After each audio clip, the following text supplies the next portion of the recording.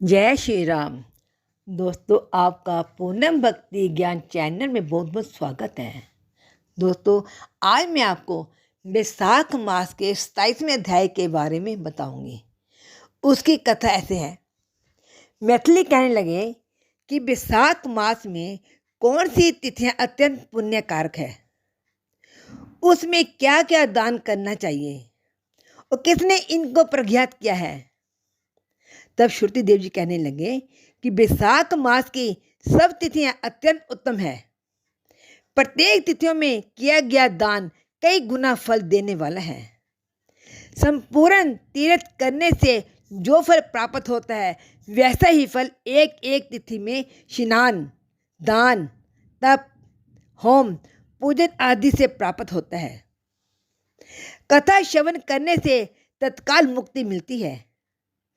रोगी तथा पीड़ित भी इस कथा के श्रवण से जल्द ही ठीक हो जाते हैं। जो कोई बिना स्नान, दान इन दिनों को व्यतीत करता है, उसको गोवध, कृतघ्न, पृथु, घाती अथवा आत्मघात का पाप लगता है। जल स्वाधीन है तथा शरीर भी स्वाधीन है, फिर स्नान में संकोच क्यों किया जाए। दरिद्री, धनवान, लंगाड़ा, लुल्ला, अंधा, विधवा, स्त्री, बालक, युवा सभी को वैशाख मास का सेवन करना चाहिए। जो कोई नीच इस सुलभ धर्मों का पालन नहीं करता, उनको नरक का भागी होना पड़ता है। जैसे दही को मथ कर मक्खन निकलता है, वैसे ही इस मास की तिथियों को अलग अलग बताया हूँ। चैत्र के महीने में जब मेष की संक्रांति हो, तब पापों के नाश करने वाली अमावस्या को ज्ञात जी करने का फल मिलता है।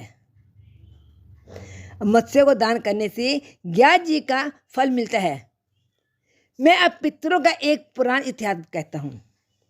जब पृथ्वी पर स्वर्णिक मनंतर का राज्य था, 30वें कलयुग में अंत में जब सारे धर्म नष्ट हो गए, उस समय अंतरदेश में धर्म वर्ण का नाश एक ब्राह्मण हुआ।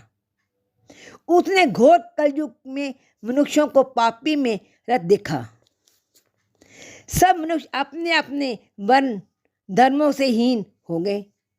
तब मैं ब्राह्मण महात्माओं से क्षत्रिय देखने के लिए पुष्कर क्षेत्र गया। वहां पर ऋषि मुनि शास्त्र अनुकूल पुण्य कथाओं का वर्णन कर रहे थे। कोई कोई सतयुग में भगवान 1 वर्ष की तपस्या से प्रसन्न होते थे, तो त्रेता युग में 1 मास में प्रसन्न होते थे, द्वापर युग में 1 पक्ष में, परंतु कल युग में उससे 10 गुना फल प्रभु का सिमरन करने से मिलता है। कल युग में थोड़ा सा पुण्य कर्म भी बहुत अधिक फल देता है। जो दया, पुण्य, दान, धर्म आदि कुछ भी नहीं कर सकते, उनके लिए केवल हरि नाम उच्चारण ही उत्तम है।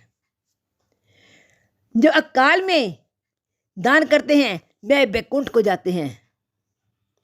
वहां पर जब ये प्रसंग हो रहा था, तो नारद जी एक हाथ में शीशन और दूसरे हाथ में जीवा पकड़कर उत्तम की तरह खूब हंसने व नाचने लगे। सब ने आश्चर्य से पूछा, हे नारद जी, इसका क्या कारण है। नारद जी ने उसी अवस्था में उत्तर दिया कि निसंदेह कलयुग प्रसन्न है, क्योंकि केशव भगवान केवल स्मरण मात्र से ही प्रसन्न हो जाते हैं।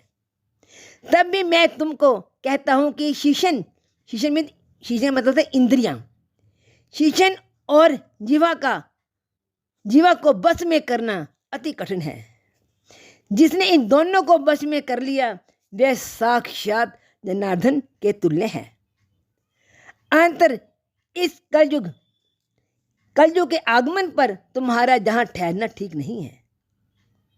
100 पखंडे भूमि को त्याग कर अन्यंतर कहीं जाकर विचरना चाहिए। वह सब मुनि ऐसे वचन सुन यज्ञ समाप्त कर अन्यंतर पर्वत पर चले गए। धर्मवाणी भी ये सुन निष्ठिक ब्रह्मचार्य व्रत धारण कर छाल के बस्तर पहन कुमंडल हाथ में लेकर जटा बड़ा कलयुग के अत्याचारों को देखने लगा कि संपूर्ण मनुष्य अति घोर पापों में लगी हुई है। ब्राह्मण, सन्यासी, शूद्र सभी पाखंडी हो गए हैं। दोस्तों, ये था श्री वैशाख मास का 27वां अध्याय। जिसने कथा सुनी है उसका बहुत धन्यवाद। उसके लिए पाप ही खत्म हो गए। जिन्हें सब्सक्राइब नहीं किया वो सब्सक्राइब करें, लाइक करें, शेयर भी करें। शेयर में जय श्री राम जरूर लिखें। जय श्री राम, जय श्री राम। स्वस्थ रहो, मस्त रहो।